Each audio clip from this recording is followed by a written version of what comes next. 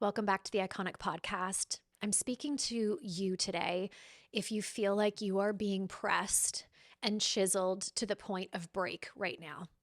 If you feel like business isn't what it used to be, or maybe you thought business would be easier as you started, no matter where you are in your journey, first of all, let's just know it's inevitable that we're going to hit those challenging times.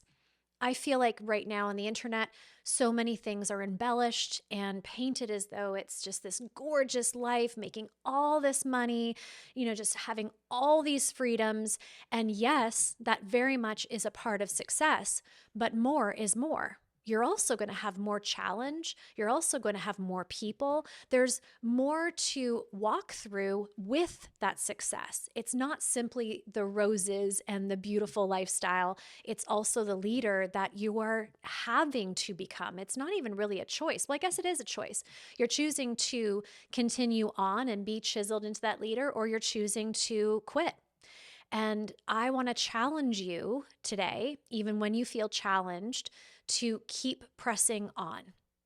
What I noticed over 20 years is, and probably the most heartbreaking thing in my career, is most people quit right before payday. Because they're in a challenging time, they equate that to it's not working, or maybe this isn't for me, this is a sign, and they leave the business behind. And right on the other side of this lesson was the breakthrough moment, was the payday, was the new client, was that lift in revenue and income. But you were being prepared. You were being shown what it's like to hold the capacity of that more. You just didn't allow yourself to see it through. I believe most people quit not because the business doesn't work or they failed. Most people quit because they just didn't see the challenge through long enough. And that to me is the biggest message I want you to hear today. Like, why are you avoiding and why are you feeling like this should be easier? I actually feel like our position should be, how can I become better? What is meant for me right now? I have been through more challenging times in my business than I can count. Actually, it feels like it's been more challenging than it has the other way around. Those rewards, those moments when I've reached the summit have been so beautiful, and I've been so grateful for them. They are what keeps me going during the times where I feel like I am scaling the mountain with my fingernails. But again, it's who I have become on this journey that has been the greatest asset. Yes, the money has been wonderful. Yes, the freedoms are wonderful. But I don't believe anything is as big and abundant as who I've had to become to get to this place. So why are we avoiding that discomfort? It reminds me of one of my favorite books, and I would really love you to get your hands on this book for the moments where you feel like maybe this isn't it, maybe this isn't for me. And I'm not talking about misalignment. I'm not talking about, pushing something, forcing something that's no longer meant for you. Pivot, do what you need to do. I'm talking about those of you who are in alignment but during a challenging time right now. And the book is called 3 Feet from Gold. It's a portion of the book Think and Grow Rich by Napoleon Hill. Let me tell you the story. A gentleman goes and invests all his life savings into machinery and into a team to go dig for gold. He has heard that the biggest gold mine is in this location, and he put everything he had into finding this gold mine. And he's digging and he's digging, and they're so enthusiastic at the beginning. They don't even care they haven't hit it because they know they're going to. Sound familiar? And suddenly time starts to go by. No gold. Suddenly, the belief of the people around him starts to crack, and they're questioning, is there in fact a gold mine here? And they start to drift. One by one, the people he hired just don't show up anymore. They feel like it's hopeless, like we're not going to hit gold. We've been trying for too long. And eventually, the gentleman sells all of his machinery to another man who is interested in buying it from him. And he walks away. The man that bought the machinery does some research. He invests to understand the landscape. And when he starts digging and picking up where they had left off, just 3 feet from the last place this gentleman had dug was the biggest gold vein of this entire place or landscape. 3 feet from gold. Think about that. Months and months and months of digging, and you quit and you were 3 feet away. If that's not heartbreaking, I don't know what is. And so I share this story with you, and go get the book, because it reminds you that you might be 3 feet away.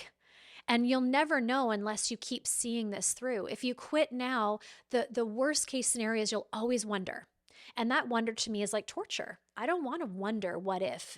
I don't want to think I could have. I wish I had just gone further or longer or tried harder. I want to exit and know that I did everything possible to reap the reward of my dreams and my vision.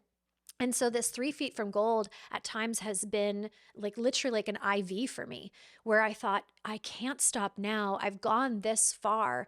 How dare I just give up? I might be 3 feet away from my breakthrough.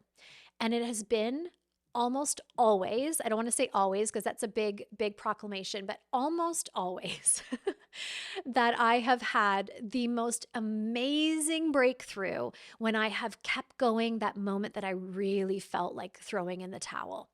That was when I had, the highest paying client come in, or I had this big visibility opportunity happen, or, I was entrusted with more revenue. Like all these beautiful things were on the other side of the challenge because I had to be chiseled into the woman that could hold it.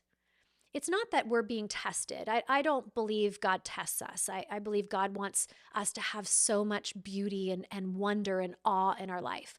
But I do believe He wants to set us up for success.